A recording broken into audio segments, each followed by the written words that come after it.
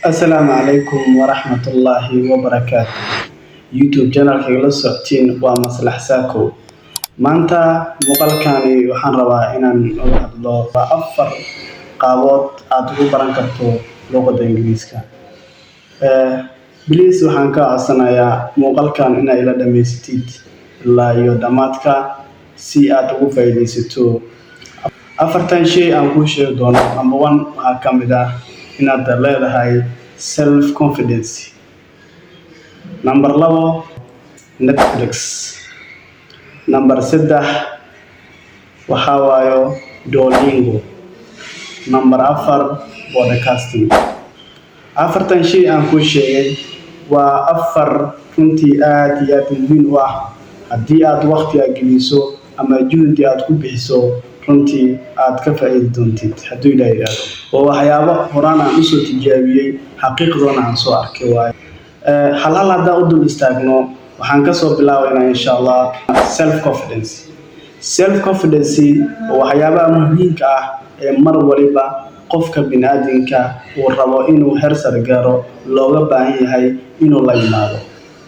waayo qofku hadduusan lahayn self confidence ma ahan qof gaari karo hadafkiisa. waa inaad isku kalsoonaataa. Self confidence maxaa la self confidence waxa waaye markuu qofka isku kalsoon yahay.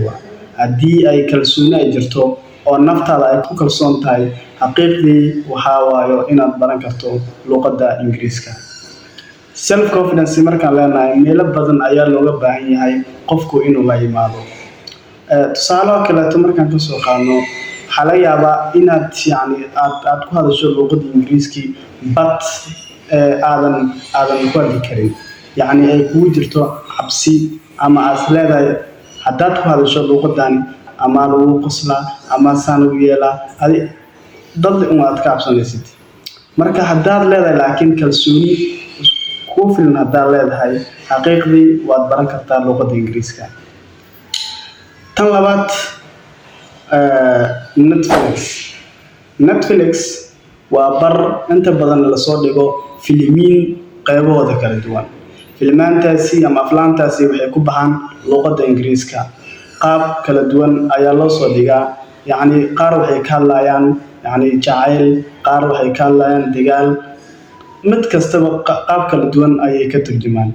marka filmaantaasi haddaad badsato aad daawato wiiga ay u hadlayaan qaabka representationka ay u sameynayaan haddaad la qabsatid runtii waxaa xaqiiq ah inaad baran kartid luqadda Ingiriiska. marka Netflix mar walba ka dhigo saaxiibkaaga. Netflix sidoo kaleeto inta badan waxaa u kala laba nooc. mid waxaa waaye premium waaye, midna waxaa waaye free trial. premiumka lacagaad bixinaysaa, lacagaad ku shubanaysaa, lacag markaad ku shubato kadib lacagtaada ayaa ku isticmaalaysaa filmaanta. nooc waliba oo movies ah waa la soo dhigayaa. Netflix muhiimadiisu waxaa waayo waxaad meeshaas ugu tagaysaa movies kala duwan si aad u barato luqadda Ingiriiska. saddexaad oo ah Duolingo waa program asana oo la isticmaalo si loo barto maadada ama luqadda Ingiriiska. Duolingo wuxuu ka caawinayaa hab dhiska Ingiriiskaaga. markaad rabto inaad dhistid Ingiriiskaaga Duolingo saaxiib ka dhigo. waayo Duolingo waxaad u tagi kartaa qeybaha kala duwan ee Ingiriiska oo dhan sida below ilaa iyo advance. marka erayo badan way ku jiraan. jumlad haddaad rabto inaad dhistid waad heli kartaa. conversation badan waad heli kartaa sidoo kale. asana waxaa loo kala isticmaali karaa qaab premium ah oo lacagaad ku bixinayso iyo qaab free trial ah. midaad rabto ayaad dooranaysaa. haddii lacagaad ku bixinayso waa midda ugu muhiimsan oo ayagana ay kugu bari karaan oo cashar fiican ay kugu siin karaan. kan kale podcasting asana waxaa waa programkaasi keliya waxaa loo yimaadaa wararka caalamka oo dhan ayaa ku jirto. haddaad rabto inaad dhegeysato wararka ugu weyn dunida podcasting ayaa u tagaysaa.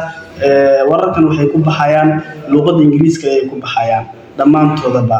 marka haddaad rabto inaad barato hab dhegeysiga podcasting ayaa u tagaysaa. waayo podcasting mar waliba wuxuu ka caawiyaa qaabka dhawaaqa iyo qaabka presentation loo jeediyo. public speaking ayuu ka caawiyaa. marka podcasting mar waliba ka dhigo saaxiibkaaga si uu kugu caawiyo in Englishkaaga horumar u gaaro.